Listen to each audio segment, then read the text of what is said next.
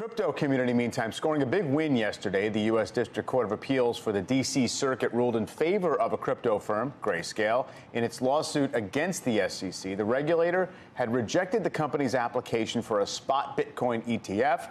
The decision could clear the way for Grayscale's spot Bitcoin ETF, as well as others, which explains why related assets surged on the news. They are backing off this morning after big gains yesterday. Kristen Smith, CEO of the Blockchain Association, joins us now to put this all in context.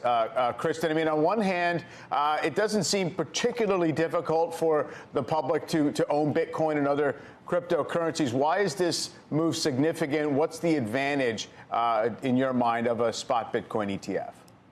Yeah, no, great question, Mike. I mean, I think this is certainly a huge win, not just for Grayscale, but the broader crypto community, and a huge loss for the SEC, a huge embarrassment, I should say. But no, a Bitcoin ETF is really important for a couple of reasons. It provides an easy, regulated product for those investors who don't want to deal with self-custody or deal with a separate platform like Coinbase or Kraken to have exposure to Bitcoin.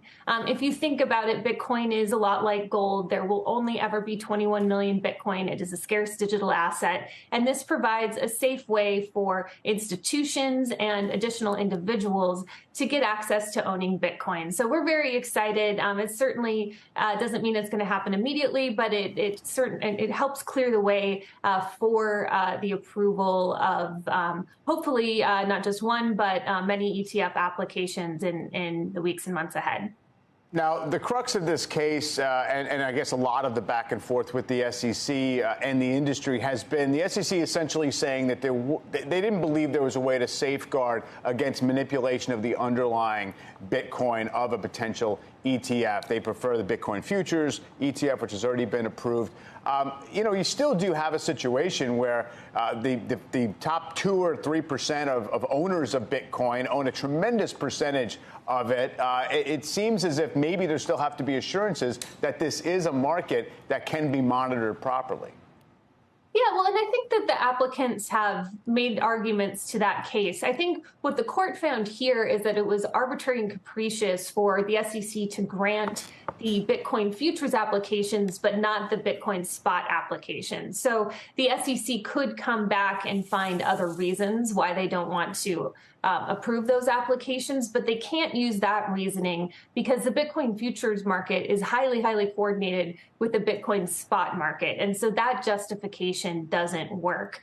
So I think that these markets, there's a tremendous amount of information about these markets. I think if you look at the applications that are pending, there's different information sharing agreements that we think would help sort of ease that concern. But, I think you have to realize that these products are registered as securities. There's a tremendous amount of disclosure and information that's made available to investors and the public through this process. And so we think that there are a lot of consumer protections built into that, and that this should be one of the many ways that an individual or a business can get some exposure to Bitcoin. Kristen, there was a lot of celebrating yesterday about this victory against Gensler. The industry has portrayed him as kind of the enemy, sort of holding this industry back. But I guess to what extent has the industry been its own worst enemy? There was some news yesterday that came prior to this, that the SEC filed a sealed motion in the Binance case. Some said the fact that that was sealed suggests there could be criminal investigations of Binance. And the move on Bitcoin itself has been fairly subdued. It's down this morning. To what extent will the availability of a spot ETF be able to overcome just the messiness and ugliness that's already out there? And can you bring big institutions back to Bitcoin after all that's happened with FTX and Binance? Yeah, no, listen, I think the institutions want to come back and they want a safe way to do it.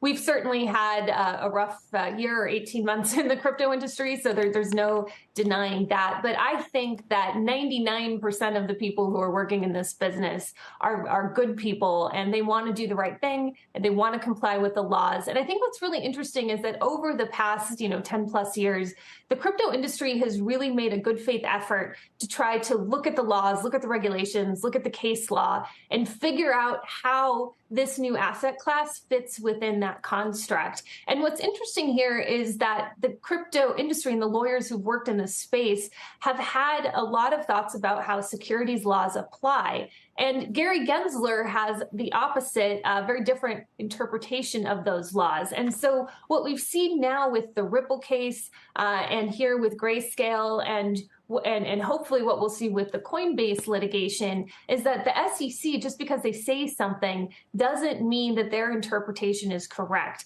And when you push that to a test and push that to a court, what we're finding is judges are not agreeing with what the SEC is saying. And so I think it's very validating for those of us in this space who are trying to do the right thing, who are trying to comply with necessary laws.